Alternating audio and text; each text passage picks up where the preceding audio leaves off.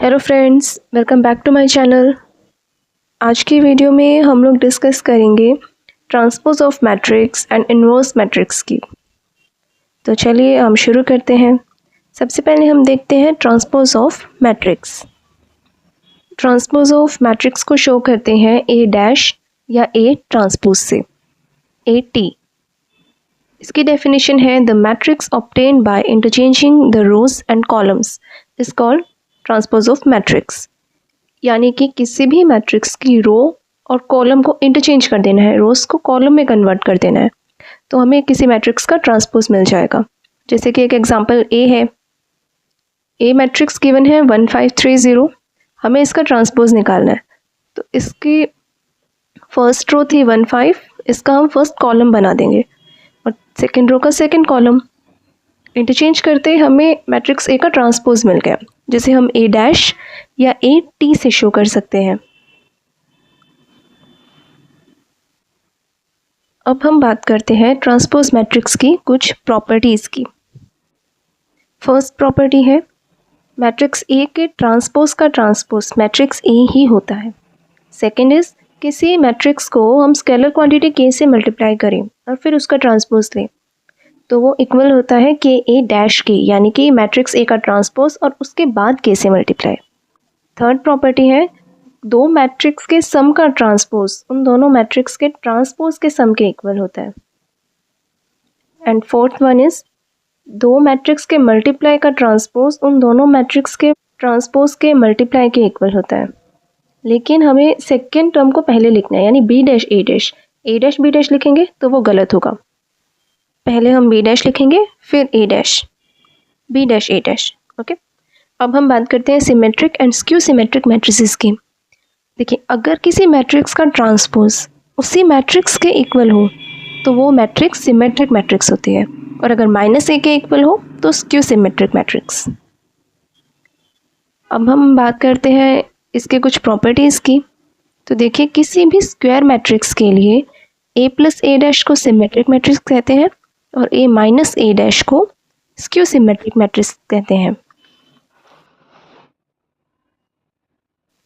Second property is any square matrix can be written as the sum of a symmetric and skew symmetric matrix। यानी कि किसी matrix को symmetric और skew symmetric matrix के सम की form में लिखा जा सकता है।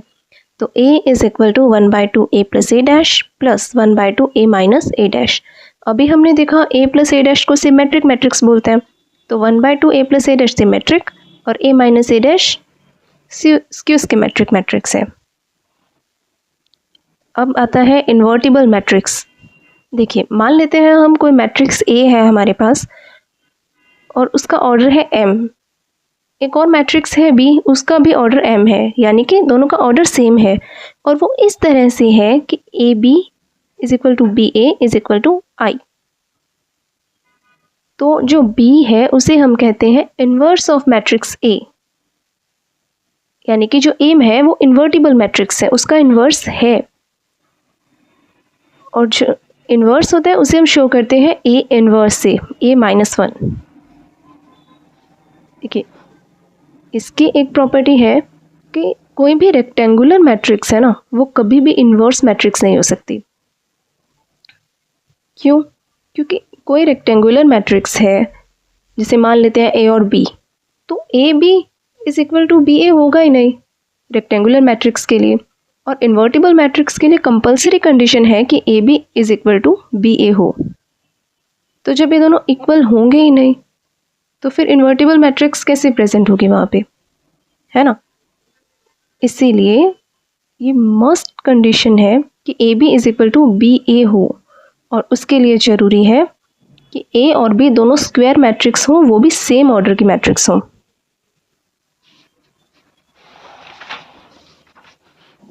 इसकी नेक्स्ट प्रॉपर्टी है कि अगर जो B है वो A का इन्वर्स है, देन डेफिनेटली A भी मैट्रिक्स B का इन्वर्स होगा। नेक्स्ट इज कोई भी स्क्वायर मैट्रिक्स का इन्वर्स अगर प्रेजेंट है तो वो यूनिक होगा, यानी किसी भी मैट्रिक्स के आप ये नहीं बोलोगे कि इसके 3-4 इन्वर्स हैं या A इन्वर्स की 3-4 वैल्यूज़ हैं, नहीं, वो यूनिक होगा, यानी कि A इन्वर्स की एक ही वैल्यू होगी।